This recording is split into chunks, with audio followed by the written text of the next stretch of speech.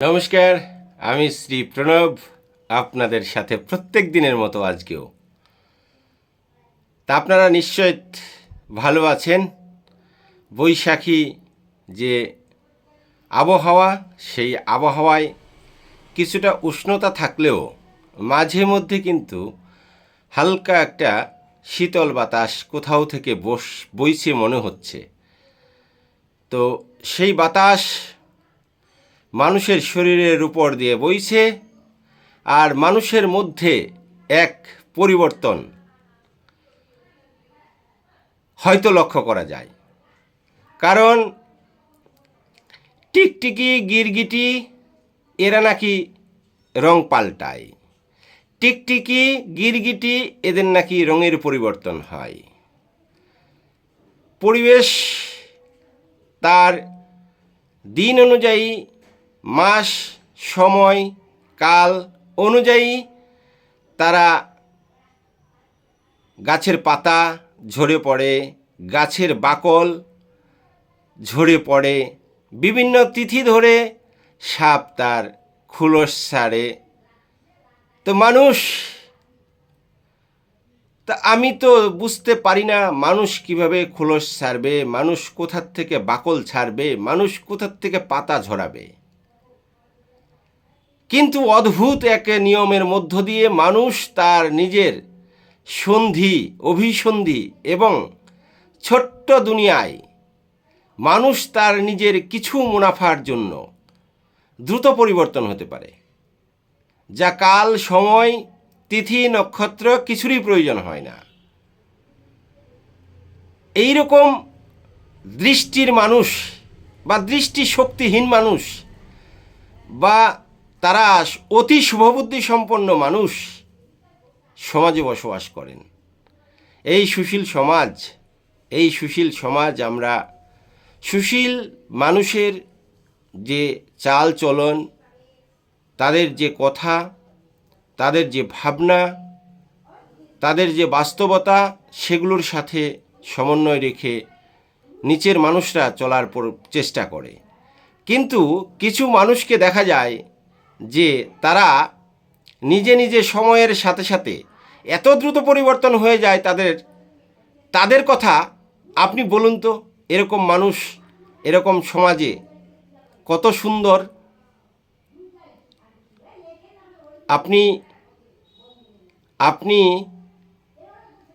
আপনাকেই বলছি তো, আপনারা যখন বিভিন্ন পশুকুলকে দেখেন, বিভিন্ন পশু, গরু, বাছুর, ভেড়া, ছাগল, বাঘ, সিংহ, পাখি, পতঙ্গ, কীট, কত কিছু এই দুনিয়ার মধ্যে রয়েছে।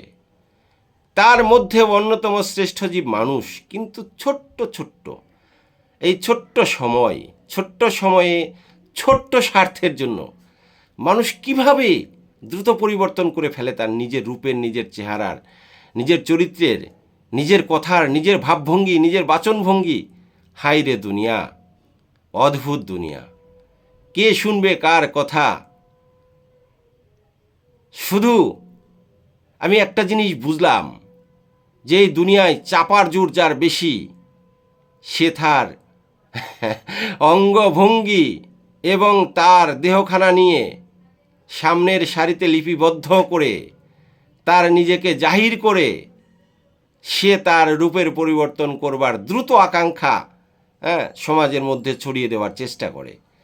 কিন্তু বাস্তব তো উপরে, এবং এই সমাজ, এই ব্যবস্থায় আপনি এই দুদিনের ক্ষুদ্র সময়ে কি এমন ভোগ করবেন, কি এমন করে যাবেন যা আপনার পরবর্তী প্রজন্ম রেখে খেতে পারবে না। আপনার প্রজন্ম ধ্বংসের পথে যাবে, কারণ আপনি যা শিক্ষা দিচ্ছেন তা আপনার পরবর্তী প্রজন্ম অক্ষরে অক্ষরে তার 3 গুণ শিখে রাখছে। কাজেই আমরা জানি, যেদিকে নিউটন তার আপেলকে ছুঁড়ে দিয়েছিল, আপেল ঠিক তার বিপরীতে সে সমগতিতে পদার্পণ করেছিল। তো এটা তো বাস্তব। আর এই বাস্তবকে লক্ষ্য করেই তো বিজ্ঞান।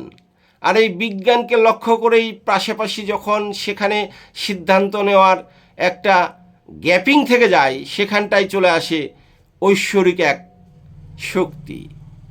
সেই শক্তির মধ্যক্ষণে দাঁড়িয়ে মানুষ তার রূপের, মানুষ তার গুণের, মানুষ তার অভিব্যক্তির, অভিযোজনের বিভিন্ন রকম শব্দভাণ্ডার এখানটায় আমি প্রয়োগ করলেও শেষ হবে না।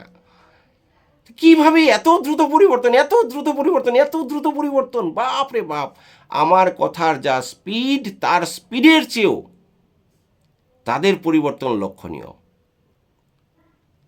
বৈশাখ মাসে একরকম পরিবেশ, একরকম আবহাওয়া। জ্যৈষ্ঠ মাসে একরকম পরিবেশ, একরকম আবহাওয়া। আষাঢ় মাসে একরকম পরিবেশ, একরকম আবহাওয়া। কিন্তু মানুষের মধ্যে তো এত পরিবর্তন মাসে মাসে হওয়ার কথা নয়। কিন্তু দেখা যাচ্ছে এপ্রিল মাসের একরকম তার আবহাওয়ায়, একরকম চালচলন গতিবিধি, একরকম ভাবভঙ্গি বাচনভঙ্গি, একরকম তার রূপরেখা, একরকম তার মানে কি বলবো, তার তার অভিব্যক্তি, অভিযোজন, তার নিদর্শন চিহ্ন সে এপ্রিলে রেখে যায়। এবং মে মাসে এসে দেখা যাবে হয়তো তার পরিবর্তন আবার অন্যমুখী। এটা কি দিকের পরিবর্তন? এটা কি সময়ের পরিবর্তন? নাকি নিজেকে সময়ের সাথে সাথে পরিবর্তন করাটাই তার একটা মূল লক্ষ্য? এবং এই লক্ষ্যেই তারা বোধহয় জয়ী হয়ে যায়, নিজেকে জয়ী মনে করে। আর আজকের সমাজ এমন একটা দ্রুত গতিতে চলছে যে সিদ্ধান্ত নেওয়ার আর মানুষ থাকে না। সিদ্ধান্ত কে নেবে? সমালোচনা, আলোচনা, পর্যালোচনা, এ তো ওই যে বললাম মুখের জোর, চাপার জোর যার বেশি তার দিকে মানুষ বেশি, শক্তি বেশি, ক্ষমতা বেশি, আর তার বেশি করে বেশি হচ্ছে অর্থনৈতিক পরিকাঠামো, পাশাপাশি তার চাপার জোর। আমার না খুবই হাসি পায়, খুব হাসি পায় কিছু কিছু মানুষের মানে এই ধরন, ভঙ্গি, চলন এইসব দেখে দেখে দেখে দেখে এত হাসি পায়।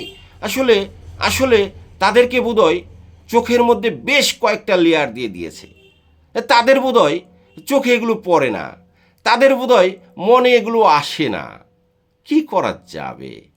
এই সমাজ, এই মানুষ পরিবর্তনশীল, সময়ের সাথে সাথে পরিবর্তন হয়। আর এটা আপনাকে আমাকে সবাইকেই মেনে নিতে হবে। যাই হোক, শুভ দিনে শুভক্ষণে শুভ পরিণয় হোক, শুভ বন্ধুবান্ধবের মধ্যে সব কিছুই শুভ হোক, আর শুভর মধ্যে শুভ হোক। অশুভ অশুভ যে সমস্ত জিনিস সেগুলো আমরা বলি যে দীপান্বিতার সেই দীপ প্রজ্বলনের মধ্য দিয়ে পৃথিবী থেকে নিপাত যাক এবং সুন্দর কিছু এই পৃথিবীকে আলোকিত করে তুলুক, মানুষের মনকে আরও বেশি আলোকিত, বিকশিত, প্রস্ফুটিত করে তুলুক। কিন্তু আজকের এই বিশেষ সময়ে বলতে হয়, মানুষের মধ্যে থেকে প্রেতাত্মা যদি থেকে থাকে কারোর মধ্যে, সেই প্রেতাত্মা বেরিয়ে যাক, সেই প্রেতাত্মা দূরে যাক, তার পরিবর্তে আসুক তার মধ্যে এক শুভ বুদ্ধি, উদয় হোক তার মধ্যে বিবেক শক্তি, উদয় হোক তার মধ্যে এই চিরন্তনী এক মননশীলতা, চিরন্তনী এক সত্যতা যে এই পৃথিবী মাত্র 2 দিনের, এই পৃথিবী মাত্র এই যে বলে রাত পোহালে ঘুম, আর ঘুমের পরে চোখ ফুটলেই তুমি বেঁচে আছো, না ফুটলে তুমি কোথায় গেলা জানি না, কেউ জানে না কোথায় যায়, কোন সে দূরে যায়। তো যাই হোক, তার মধ্যে দিয়ে আমি বলবো এই প্রেতাত্মা দূর হোক, আর তাদের মধ্যে শুভবুদ্ধি উদয় হোক, তারা বিবেকবান হোক, তারা হোক আরও বেশি চেতনা শক্তির উদয়, যে মানুষ ছোট্ট ছোট্ট স্বার্থসিদ্ধি, ছোট্ট ছোট্ট আসলে ইগো প্রবলেম, নিজেকে জাহির করা এক শ্রেণীর মানুষের একটা নেশা। তো যাই হোক, সে প্রত্যেকটা মানুষ তার নেশায় থাকুক, নেশায় ডুবে থাকুক, মানে ভালো নেশা। সেই আমি আজে বাজে অ্যালকোহলের কথা বলিনি, আমি ধূমপানের কথা বলিনি, আমি অন্য কোনো বাজে নেশার কথা বলিনি। আমি একটাই নেশার কথা বলছি, সেটা এই সমাজ সুস্থতার নেশা। পড়াশোনার মধ্য দিয়ে, সুশিক্ষার মধ্য দিয়ে, পুঁথিগত বিদ্যার মধ্য দিয়ে, মানবিক বিদ্যার মধ্য দিয়ে, সামাজিক বিদ্যার মধ্য দিয়ে মানুষ হোক আরও বেশি সহনশীলতা, আরও বেশি মানুষের মধ্যে মানুষের হৃদয়ের যে ছোঁয়া সেটা হোক আরও বেশি স্পর্শ এবং আরও বেশি ছোঁয়া আছে। মানুষ হোক অনেক বেশি অনেক বেশি অনেক বেশি নির্মল, মানুষের মন হোক অনেক বেশি পবিত্র, এটাই আমি চাইছি। ভালো থাকবেন, সুস্থ থাকবেন। এই কথাটি কোনো ব্যক্তিকে উদ্দেশ্য করে নয়, সময়কে উদ্দেশ্য করে নয়, পৃথিবীর কাউকে উদ্দেশ্য করে নয়, শুধু মনের দুটো কথা আপনাদের সঙ্গে প্রত্যেক দিন শেয়ার করে থাকি, আজকেও শেয়ার করলাম। তো যাই হোক, যদি কারোর খারাপ লেগে থাকে ভিডিওটি, দয়া করে তারা আমাকে ক্ষমা করে দেবেন আর মনে কিছু করবেন না। প্রত্যেকের কাছে ক্ষমা প্রার্থী। সবাই ভালো থাকবেন, সুস্থ থাকবেন। আর একবার বলছি, বাই বাই।